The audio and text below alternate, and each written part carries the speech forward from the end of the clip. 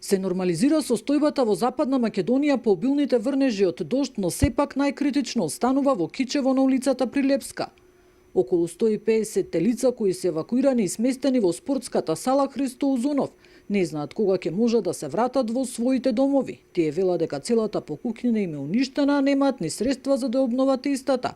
Инаку водостоите на Заешка и реката Треска се намалени и нема опасност од нови поплави. Све донацијава носи све. Што треба од Црвен крст, благодарни сме. Не велиме ништо, види добрице момичинава. Кај дојме? Немаме чувство.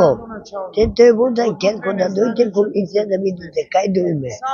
Кај дојме, пари немаме. Нема јас каде да одам, барам помош од државата, мерки да се земи. Ги молам сите, значи. За никаде сме. Ја не можам и седам овдека. Едно WC е, нема кај да се капиме, немаме алишта. Да правиме од употреби да ваѓаме некои тракциони сметки. Па ќе доште утре, задутре тие, така? Кон среда, комисија некоја, не знам ја. Во Охридско пак реката Сушица е ставена под контрола со изградба на заштитен насип. Сепак на повеќе локации се уште има поплавени подрумски простори и дворови.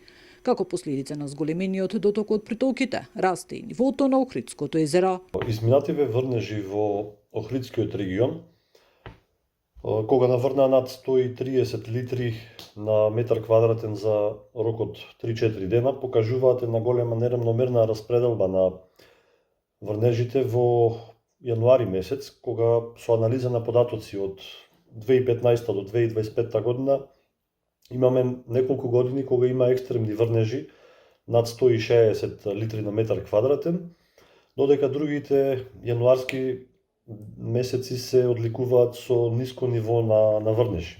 Во Струга пак поплавени се дворови и куќи во Мислешевски пат и калишта. Територијалната противпожарна единица интервенира со пумпи, ангажирана и градежна механизација. Нина Ритоновска, Сител телевизија.